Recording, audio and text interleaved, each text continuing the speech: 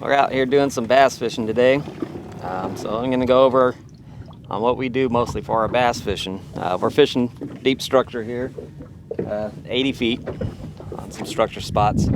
That's mostly the bass fishing we do is, usually 50 to 100 foot structure spots. So, which the hookup baits are extremely effective on that kind of fishing. So, 5,000 size Shimano reel, Shimano Terramar rod. We like the 8, and this one's the 8.6, medium heavy. The action you want. 30-pound braid, Power Pro Super Slick is our favorite. And a 25-pound fluorocarbon. Having a leader, fluorocarbon leader, is very important. As you can see, we've been catching bass every cast almost. Got a little bit of nicks up right here, and getting good fluorocarbon, it'll kind of peel like string cheese when you get some structure hit on it. You'll find some other, as soon as you hit structure, it's going to break immediately. So I like the trilene fluorocarbon. It seems to peel instead of break. So that's what we use. I got the 1 ounce mint is what we're using here. We mainly use the big game size 1 ounce, 1.5 out here, and when we're going for the real big bass, we do the 3 ounce out here. So we'd use those a lot too. But basically going to show you the retrieve. So we're on the spot, we're on the anchor. I'll do a short cast. They don't need to go super long when you're bass fishing, just a medium range cast. Owl's on another one.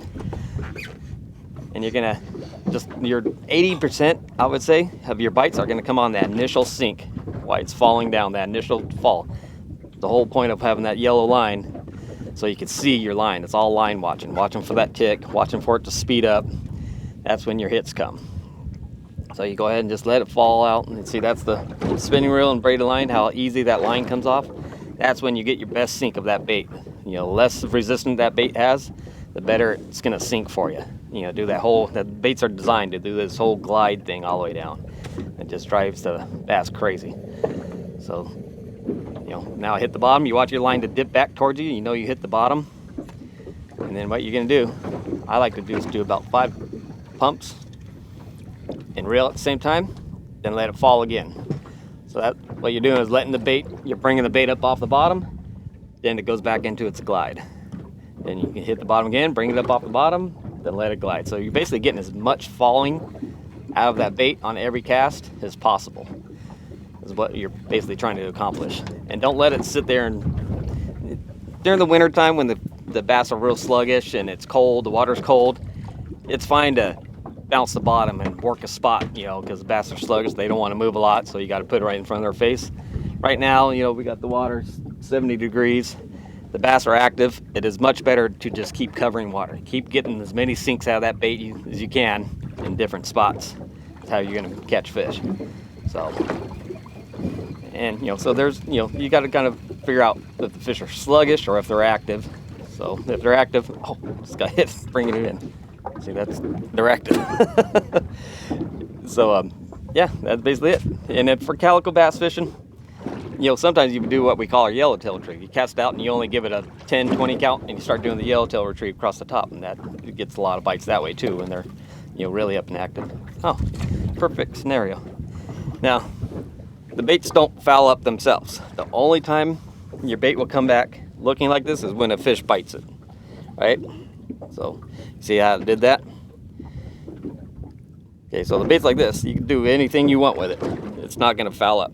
But when a fish comes up and bites it, he'll push that tail over, and bite it. And then I pulled it out of his mouth, and that's it. That's a perfect indication that you got a bite.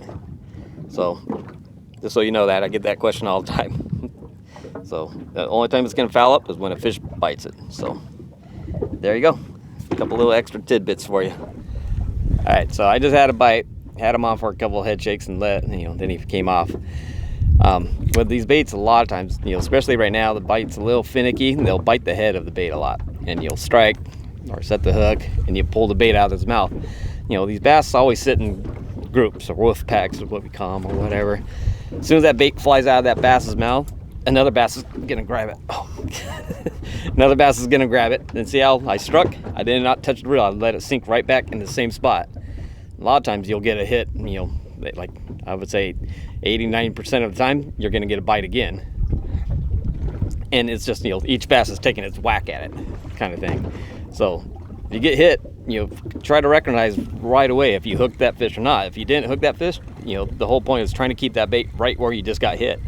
And you'll get hit again, you get hit again. I mean, there's many cases where we're striking 5 times in a row before we hook the fish, or sometimes not hook the fish. So, and then even if you have one on, you know, let's just now I had one on, I got about 10 cranks on him and he fell off, just stop reeling, because a lot of times there's other bass following that one, you know, that's in there, you're wigging out because he's hooked. As soon as that one falls off, another one grabs the bait, you know, so that happens a lot. So that's something to remember when you're bass fishing with the hookup baits.